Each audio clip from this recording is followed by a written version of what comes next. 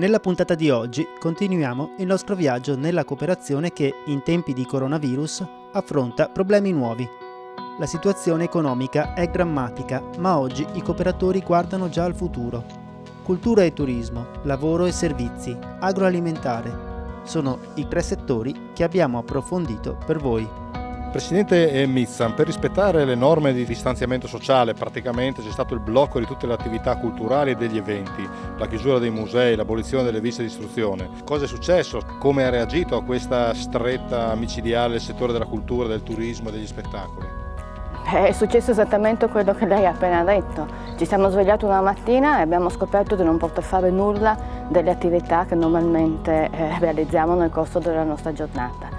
Non c'è assolutamente nulla della nostra attività, dei servizi che noi eroghiamo, che possa essere fatto in questo periodo. I musei sono chiusi, le scuole sono chiuse. Le faccio un esempio della mia cooperativa. Si sono interrotte le attività che avevamo in Emilia-Romagna, in Slovenia, in Croazia, in Friuli Venezia Giulia. Non c'è assolutamente nulla che noi possiamo fare. La reazione può essere stata quella che immaginate.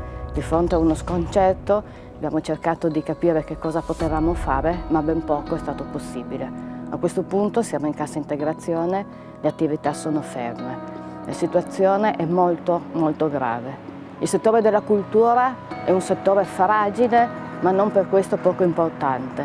E non è importante soltanto dal punto di vista della ricaduta economica che può avere in termini di servizio, è essenziale per la qualità della vita. Quindi è assolutamente fondamentale che vengano fatti degli investimenti per ripartire. Ecco, a questo proposito proprio, visto che se il blocco di tutte queste attività procede, alcune sicuramente aspetti economici sono già compromessi, ma da qui in avanti esiste qualche misura più urgente, più importante per poter consentire anche durante il 2020 almeno un inizio di attività? Guardi, in questi giorni ho sentito spesso usare come metafora la guerra e credo che sia purtroppo molto, molto efficace. Quando c'è una guerra la cosa più importante da fare è salvare le persone finché si è in guerra e poi ricostruire.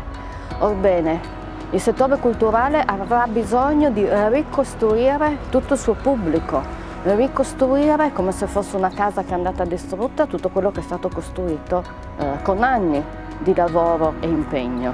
Io temo che si apra per noi un periodo estremamente difficile. Per questo chiediamo che al di là degli interventi d'urgenza, sicuramente utili e importanti che sono stati fatti, si ragioni da subito sul medio e lungo periodo.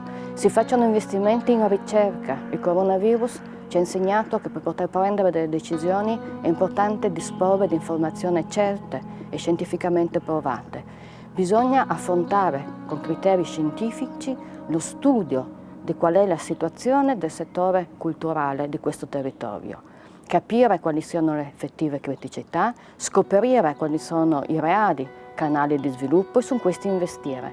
Sarebbe imperdonabile e drammatico per tutto il settore se fossero fatti degli investimenti, se fossero spesi dei soldi nella maniera che non sia la più efficace e la più efficiente possibile. Un esempio si può fare? Sì, un esempio si può fare, per esempio mi è facile pensare ai musei. Io credo che sia venuto il momento per capire veramente e concretamente quali siano le ragioni per le quali le persone vanno nei musei e quali siano quelle per le quali invece non li frequentano. Fare uno studio sull'accessibilità dei musei, inteso in senso fisico e inteso in senso culturale, perché anche qui bisogna fare delle scelte che intervengano veramente laddove ci sono i problemi. Lo studio dei visitatori, i tempi che i visitatori trascorrono all'interno dei musei e soprattutto, ripeto, come costruisce la sua agenda un abitatore di questa regione e come costruisce la sua agenda del tempo libero un turista. Quali sono i driver in base ai quali decide di fare una cosa o l'altra? Ecco, io credo che sia importante compiere un'azione di ricerca su questi elementi e in base ai risultati di questa ricerca fare degli investimenti. Esistono 3 università sul nostro territorio regionale, l'Università di Trieste, l'Università di Udine e la Sissa. Io credo che potrebbe essere il momento per chiamarli in causa, per chiedere loro un aiuto, perché si facciano studi di economia e di sociologia sull'economia e sulla dimensione soprattutto economica della cultura, prima di prendere delle decisioni.